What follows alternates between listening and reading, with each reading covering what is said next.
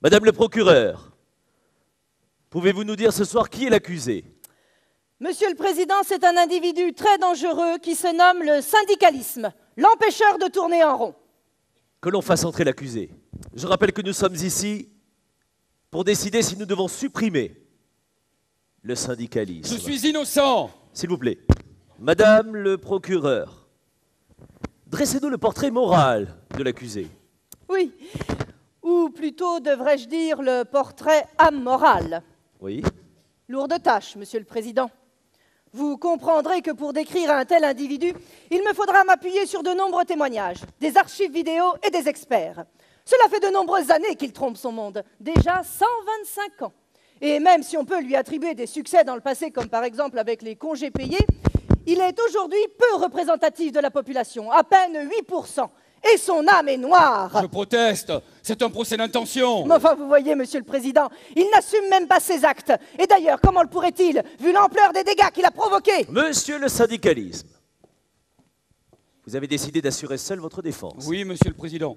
Plus de 100 ans de combat me permettent d'assurer seul ma défense. Nous sommes le rempart contre les injustices. Nous avons toujours été à la pointe du combat et nous sommes des millions de syndicalistes avec une volonté de faire et une même vision. Des millions? Mais soyez réaliste. Dites plutôt des milliers, avec une vision qui n'est plus du tout en phase avec la réalité. Monsieur le Président, je dois dire que les propos de l'accusé reflètent parfaitement tout ce dont nous l'accusons. D'être une entité du passé, complètement obsolète et qui n'a pas su évoluer. Je proteste, je conteste et je m'oppose. Le syndicalisme tel qu'il est aujourd'hui avait son utilité dans le passé, mais il doit disparaître maintenant. Vous dites n'importe quoi. Nous sommes indispensables à l'entreprise pour négocier en amont. Nous nous battons pour l'emploi. Ah mais vous avez raison. 4 millions de chômeurs, mais vous êtes d'une très grande efficacité. Attendez, on n'est quand même pas responsable de la crise. Nous travaillons pour améliorer les conditions de travail des salariés. Nous avons des moyens limités et peu de ressources. Sans oublier votre devise.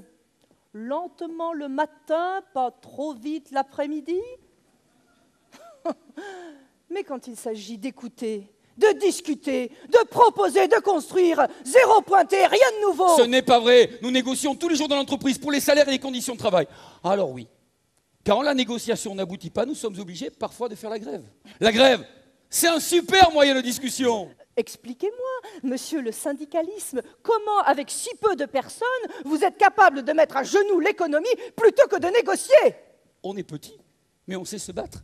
Il suffit de faire grève à des endroits stratégiques. Vous ne représentez que 8% des salariés et pourtant, quand vous faites grève, vous annoncez des chiffres faramineux. Comment peut-il avoir une attitude objective alors qu'il est affilié à des mouvements politiques? Mais les syndicats sont de véritables officines des partis politiques. Ils ne peuvent pas avoir un jugement libre, n'est-ce pas? Non, ce n'est pas vrai, nous on ne fait pas de politique. Rien, zéro. Notre couleur politique est cachée. On ne mélange pas syndicalisme et politique. Que certains syndicalistes aient une double casquette, cela peut arriver. Dans ce cas-là, nous sommes considérés comme une filiale du parti. Mais qui représentez-vous réellement? Nous-mêmes. Et c'est déjà beaucoup. Mais rassurez-vous, on a une vision de l'intérêt général. Bon, il arrive que parfois nous défendions les intérêts particuliers. Il faut bien que l'on pense à notre réélection. Mais au moins, avez-vous les compétences nécessaires dans tous les domaines où vous intervenez? C'est un job très compliqué, on nous sollicite dans un tas de domaines. Des colloques de trucs, des commissions de machin. Je dois avoir un avis sur tout, et je fais de mon mieux. Et cela suffit-il? Je dois avouer que de temps en temps, je ne comprends pas grand-chose. Oui, mais souvent, nous avons affaire à des jusque-boutistes qui ne comprennent pas l'entreprise, parce que les patrons ont tous des vendus. Mais alors, à ce moment-là, rien ne peut en sortir. Monsieur le Président, je suis encore d'accord avec Madame le procureur. Ah bah, les patrons, ce sont tous des exploiteurs. Il ne faut pas pactiser avec eux. Chacun dans son rôle. Voilà, nous on s'oppose. Sinon, où va-t-on? Nous, on bloque, on séquestre, on menace. Là, l'État et les patrons comprennent. Ça, c'est du vrai syndicalisme. Vous avez fait 9 fois grève au niveau national. Vous vous êtes agité dans tous les sens. Vous avez gravement impacté l'économie du pays. Et tout ça pour un résultat proche de zéro. Qu'avez-vous à répondre? Ouais, mais là, c'est pas pareil. C'est un mauvais exemple. Encore un peu, on aurait pu réussir. Mais c'est vrai.